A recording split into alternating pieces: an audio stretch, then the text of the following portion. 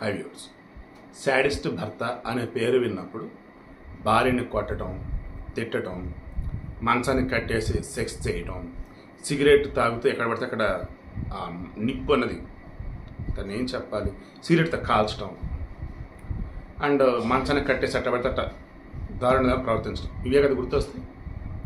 ఇలా ఒక ఆడ మనిషి చేస్తే పోకిరి సినిమాలో అందులో విలన్ క్యారెక్టర్ ఉంటాడు ఒకడు, I think Satyaraju some person.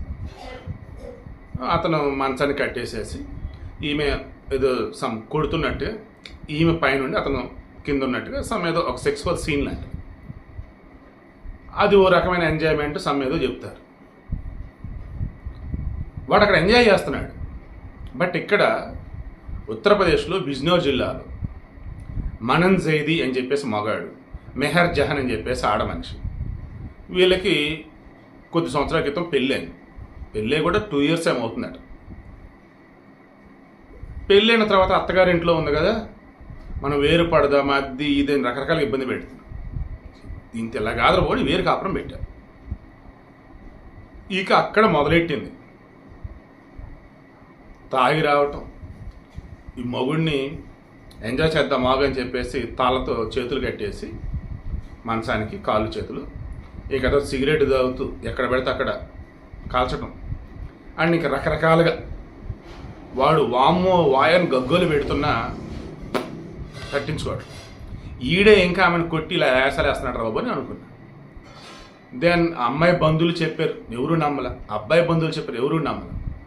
Then ఇంకా ఆమె అంది, నువ్వు ఎవరికి చెప్పినా ఎవరు నమ్మరు, నువ్వు ఇంకా ఎక్స్ట్రా కనుక చేస్తే నువ్వే నన్ను తిరిగి హింసిస్తున్నావు అని చెప్పి నీ మీద నేను కేసు పెడతాను. అసలే ఉత్తరప్రదేశ్లో ఉంది ఎవరు, యోగి ఆదిత్యనాథ్ కదా, అండ్ వీళ్ళు ముస్లిమ్స్ కదా, అందులో నేను మహిళను కదా, ఇక నన్ను వేధిస్తున్నావు అని చెప్పేసి పెట్టడానికి నీ సంగతి చూసుకొని చెప్పేసి బాగా బెదిరించాను. దాన్ని ఇంక బాగా ఆలోచించాను.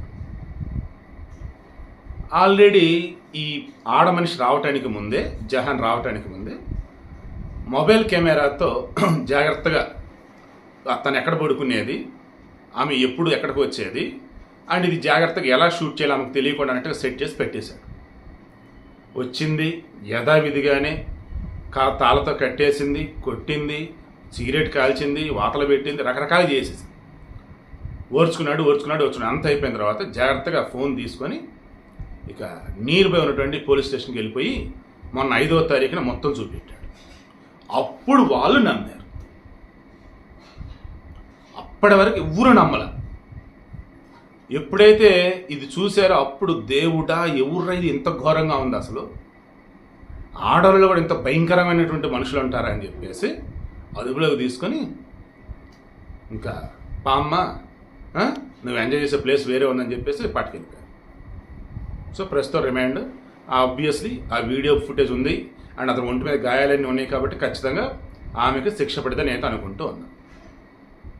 మేబీ దిక్కుమాలిన వెబ్ సిరీస్లు చూసో సినిమాలు చూసో ఇలా కొంతమంది ఇంత దారుణంగా తయారవుతున్నారో నాకైతే అనిపిస్తూ ఉంది.